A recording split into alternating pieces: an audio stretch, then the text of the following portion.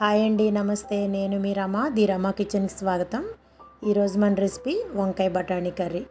ఈ వంకాయ బఠానీ కర్రీ చేసుకోవడం చాలా తేలికండి.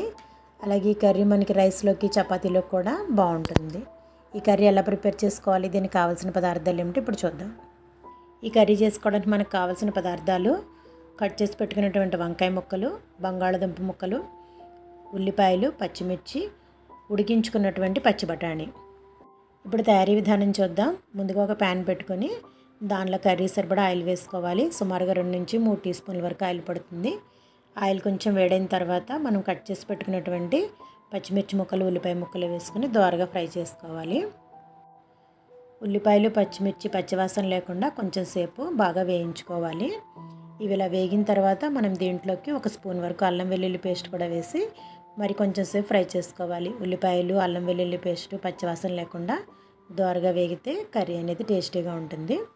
అందుకని ఇంకొక 5 నిమిషాల సేపు మళ్ళీ వేయించుకోవాలి. ఉల్లిపాయలు, అల్లం వెల్లుల్లి బాగా వేగిన తర్వాత మనం కర్రీ సరిపడా సాల్ట్ వేసుకోవాలి. అలాగే పావు చెంచా వరకు పసుపు కూడా వేసుకోవాలి. ఇప్పుడు దీంట్లో మనం కట్ చేసి పెట్టుకున్నటువంటి బంగాళదుంప ముక్కలు వేసుకోవాలి. బంగాళదుంప ముక్కలు వేసిన తర్వాత 2-3 నిమిషాల సేపు మగ్గించుకోవాలి. ఎందుకంటే దుంప మెత్తబడడానికి కాస్త సమయం పడుతుంది కాబట్టి మనం ముందుగా దుంప ముక్కలు వేసాము. ఇవి కొంచెం మెత్తబడిన తర్వాత మనం వంకాయ ముక్కలు అనేవి యాడ్ చేసుకోవాలి. వంకాయ ముక్కలు వేసిన తర్వాత ఒకసారి బాగా కలిపి మూత పెట్టి 10 నిమిషాల సేపు మగ్గించుకోవాలి. అప్పుడే వంకాయలు, బంగాళదుంప కొంచెం మెత్తబడతాయి. ఇప్పుడు దీంట్లో మనం ఉడికించి పెట్టుకున్నటువంటి పచ్చి బఠానీ కూడా వేసి ఒకసారి బాగా కలుపుకోవాలి. ఇవన్నీ ఒకసారి కలిసిన తర్వాత కర్రీకి సరిపడా కారం అనేది యాడ్ చేసుకోవాలి. కారం యాడ్ చేసిన తర్వాత ఒకసారి బాగా కలుపుకొని ముక్కలు మునిగేలా వాటర్ వేసుకోవాలి. వేసి మూత పెట్టి మరొక 5 నిమిషాల సేపు ఉడికించుకోవాలి. అలా ఉడికించుకుంటే ఇందులో వాటర్ అంతా డ్రై అయ్యి కర్రీ అనేది దగ్గరికి వస్తుంది. అలా కర్రీ దగ్గరికి వచ్చిన తర్వాత మనం దీంట్లో కొంచెంగా గరం మసాలా యాడ్ చేసుకోవాలి.